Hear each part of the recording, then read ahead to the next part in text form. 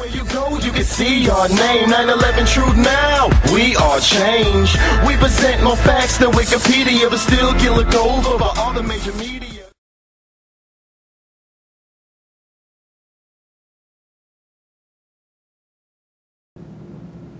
Yes, sir. Maybe take one more question. Well, Is let that me, all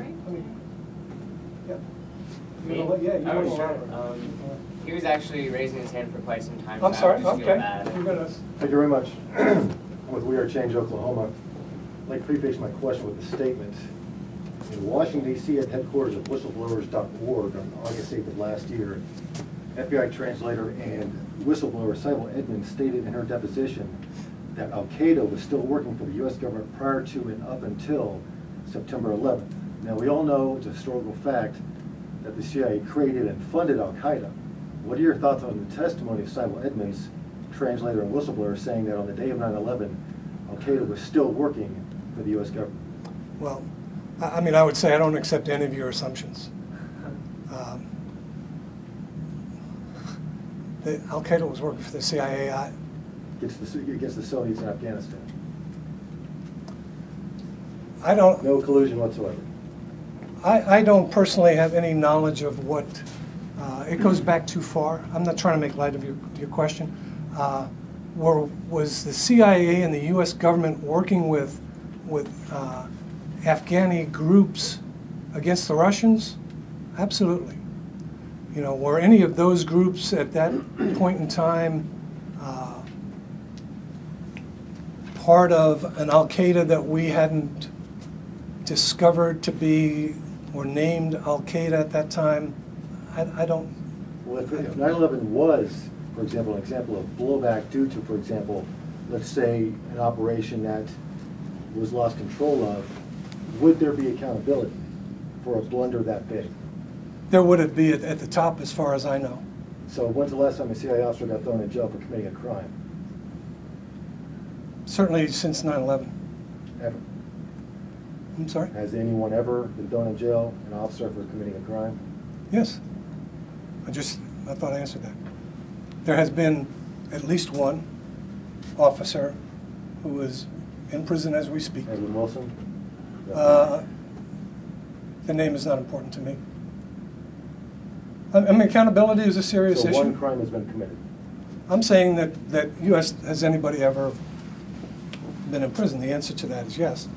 The person who was and remains in prison currently is the result of the CIA internally examining via the Inspector General for the CIA, examining the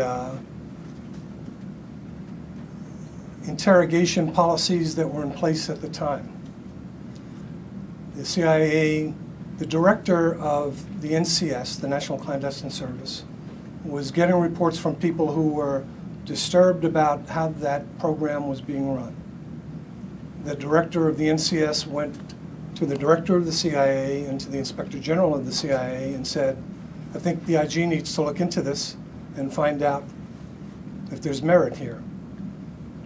The IG examined the whole program, wrote a report, submitted the report to the director of the CIA and to the intelligence committees in the Congress, and also provided a copy of that to the Justice Department for their review to see if there were people involved in activities that should be prosecuted for what they were doing.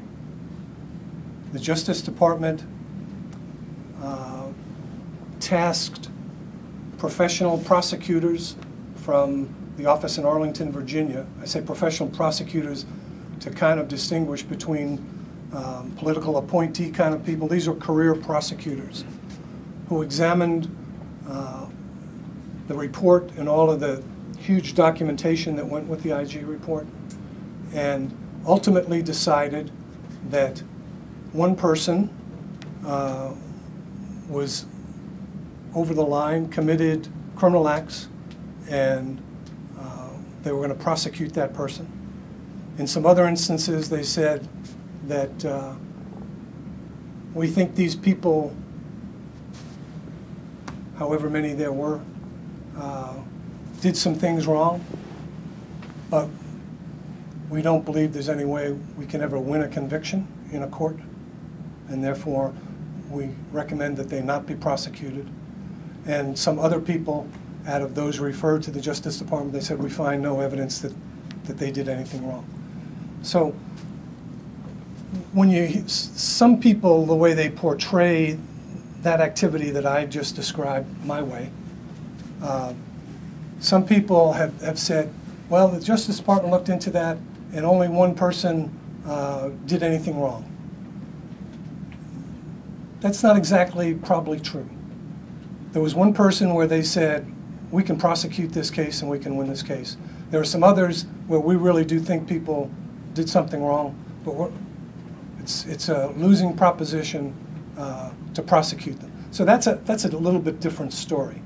And in those cases, when those people were referred to us, those people were either fired by us or dealt with administratively, which is kind of the only other option you have if the criminal possibilities don't exist.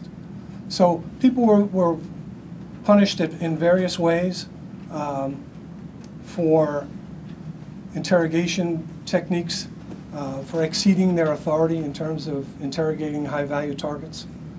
But all of those interrogation techniques, for example, were approved by the Justice Department, by lawyers. You get into this area about because something is legal doesn't mean it's a good thing to do or a smart thing to do. But in the wake of something like 9/11, things change, and people are willing to do things that they would not have been willing to do a week before that. Does that make them, accord them some higher moral place in the pantheon? No, but it's human nature.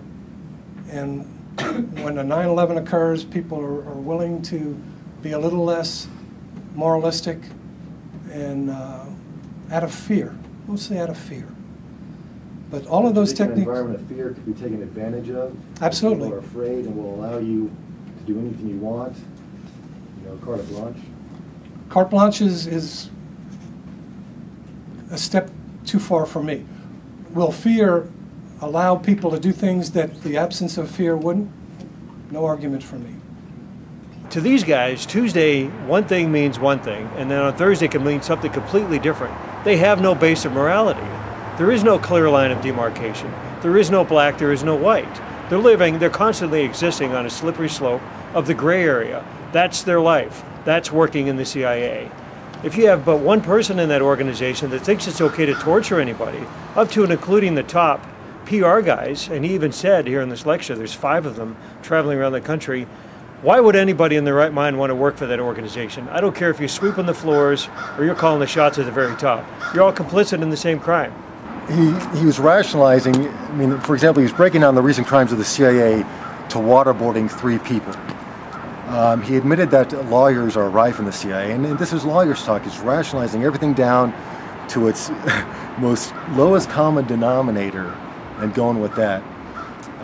He's long-winded, he's a sweet talker, he's used to talking to Congress, and I wasn't expecting a whole lot, but it was a good experience. I saw that I put him on the spot a little, so I was glad to put him out of his element, so it was worthwhile.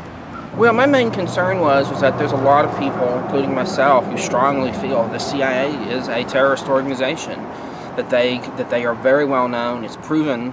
I even have news clippings I brought along today that show just this month a proof that the CIA engages in torture, the CIA engages in political assassinations. This has been going on for a very long time, but also very recently. And so the idea that OU is having a known terrorist organization, allowing them to have a representative teach on this campus, to give them a platform to speak on this campus, it's obscene.